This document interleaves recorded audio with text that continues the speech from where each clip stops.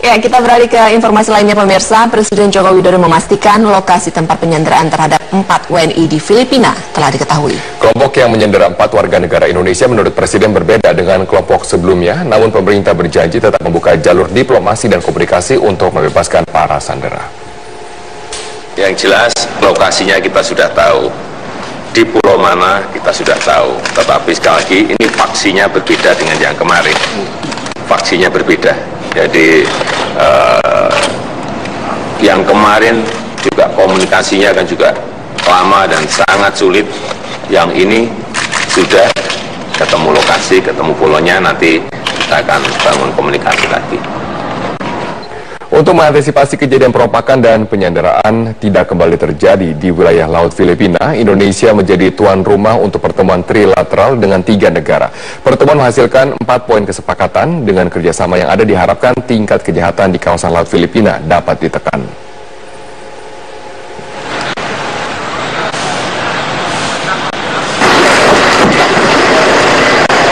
Tiga Menteri Luar Negeri dan 3 Panglima Militer dari Indonesia, Malaysia, dan Filipina menggelar pertemuan trilateral di Istana Kepresidenan di Yogyakarta pada Kamis pagi tadi. Dalam pertemuan itu, ketiga negara menyepakati 4 poin kerjasama. Kesepakatan pertama, yakni ketiga negara akan melakukan kerjasama dan koordinasi untuk menjaga keamanan di kawasan Laut Sulu dan sekitarnya. Kedua, ketiga negara sepakat untuk saling memberi bantuan jika ada orang ataupun kapal yang sedang dalam kondisi darurat atau perlu bantuan. Kesepakatan ketiga akan membentuk National Focal Point untuk memfasilitasi pembagian informasi, baik informasi keamanan maupun intelijen untuk menyikapi situasi darurat. Dan terakhir yang tak kalah penting, kedepannya akan dibuat hotline untuk mempercepat respon dari otoritas setempat saat ada situasi darurat. Namun terkait detail poin kerjasama tersebut kini masih dalam proses pembahasan ketiga negara. Menteri Luar Negeri menegaskan bahwa kesepakatan ini juga merupakan pesan politik bagi dunia internasional bahwa ASEAN mampu menjaga kestabilan keamanan kawasan.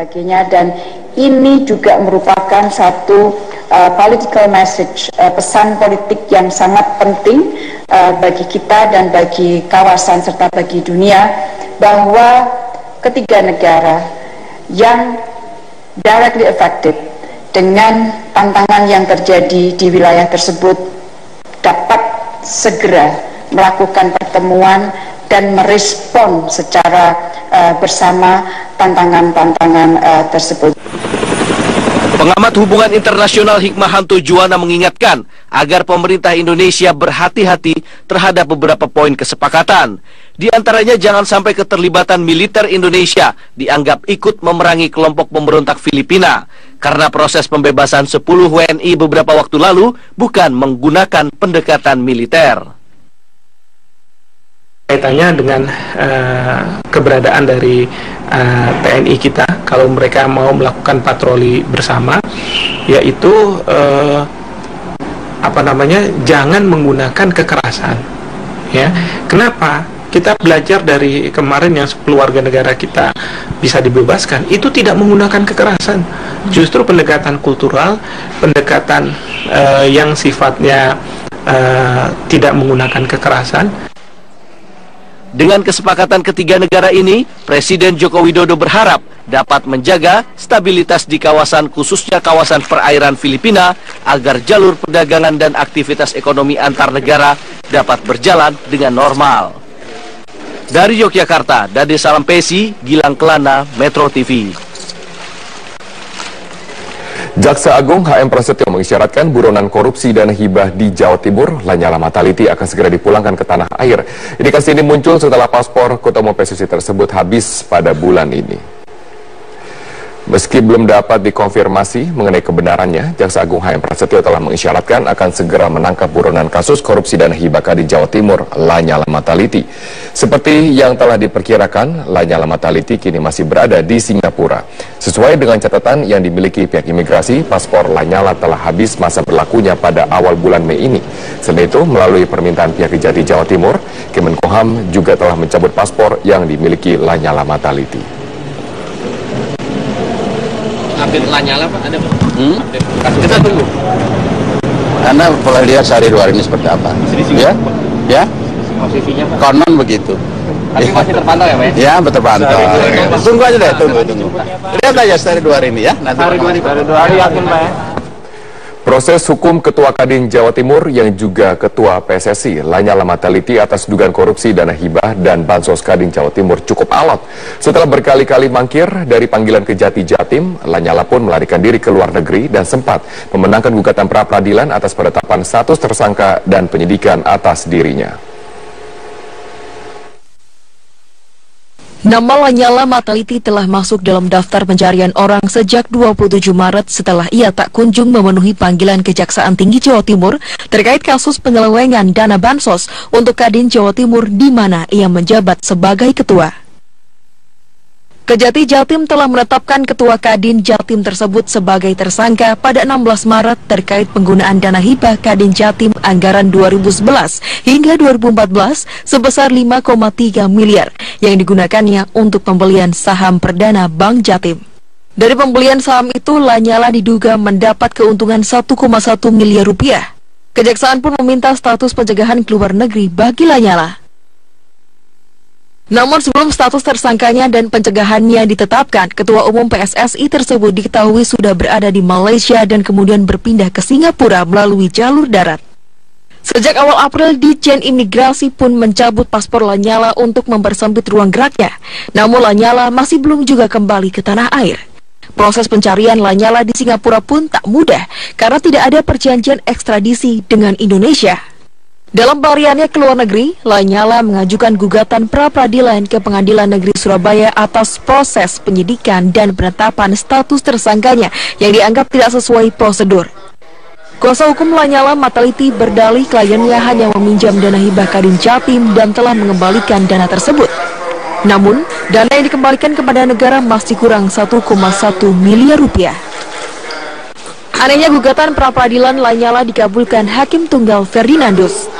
Hakim menilai Kejati Jatim belum memiliki minimal 2 alat bukti. Selain itu, pemohon belum pernah diperiksa sebagai saksi, namun sudah ditetapkan sebagai tersangka. Hakim pun menyatakan surat perintah penyidikan dan surat penetapan tersangka Lanyala Mataliti tidak sah secara hukum. Tak tinggal diam, pihak Kejati Jatim langsung kembali mengeluarkan sprindik baru penetapan tersangka Lanyala untuk kasus yang sama, sekaligus mengeluarkan sprindik baru dalam kasus tindak pidana pencucian uang. Dalam kasus ini, Lanyala dijerat Undang-Undang Nomor 8 Tahun 2010 tentang TPPU dengan ancaman hukuman maksimal 20 tahun penjara dan denda 10 miliar rupiah. Dengan demikian, kini Lanyala Mataliti telah ditetapkan sebagai tersangka dalam 2 kasus berbeda oleh Kejaksaan Tinggi Jawa Timur.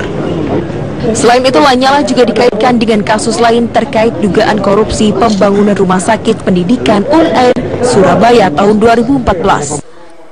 Lanyala diduga terkait dengan kasus ini dalam kapasitasnya sebagai pemilik Erlangga Tama Nusantara Sakti yang menjadi rekanan PT Pembangunan Perumahan Persero sebagai pelaksana proyek senilai 550 miliar rupiah. Tim Liputan, Metro TV. Sementara itu, KPK terus mendalami keterlibatan berbagai pihak terkait dengan kasus suap raperda reklamasi termasuk dari kalangan DPRD. Unsur pimpinan DPRD DKI Jakarta dan Badan Legislasi Daerah Balekda DPRD DKI Jakarta sudah berulang kali diperiksa oleh KPK. Komisi Pemberantasan Korupsi terus mengorek keterangan dari berbagai pihak dalam kasus suap raperda reklamasi. Penyidik KPK kembali memanggil kakak kandung tersangka M. Sanusi, Muhammad Taufik, untuk menjalani pemeriksaannya ke-6 kalinya. Pemeriksaan ini merupakan rekor baru pemeriksaan terhadap saksi dalam kasus yang ditangani di KPK. Sama seperti sebelumnya, M. Taufik diperiksa sebagai Ketua Badan Legislasi Daerah. Usai menjalani pemeriksaan, M. Taufik kembali menegaskan pemeriksaan terhadap dirinya hanya seputar izin tata ruang daerah. Sudah tahu saya. Yang jelas tadi sudah selesai ya soal izin.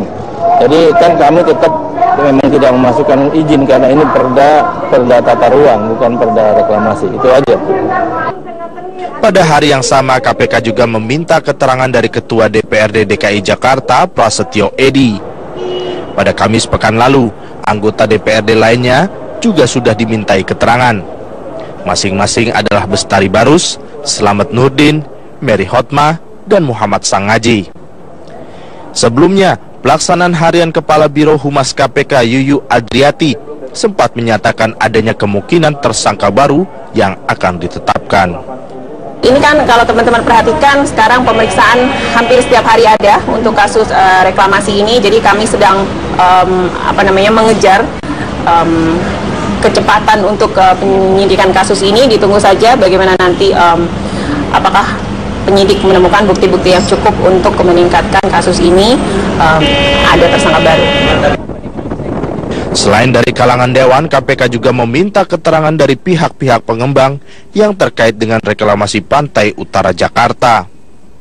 Akankah ada anggota DPRD yang akan menjadi tersangka baru dalam suap raperda reklamasi menyusul M. Sanusi? Semua bergantung pada penyelidikan yang dilakukan Komisi Pemberantasan Korupsi. Dari Jakarta, Tim Liputan Metro TV.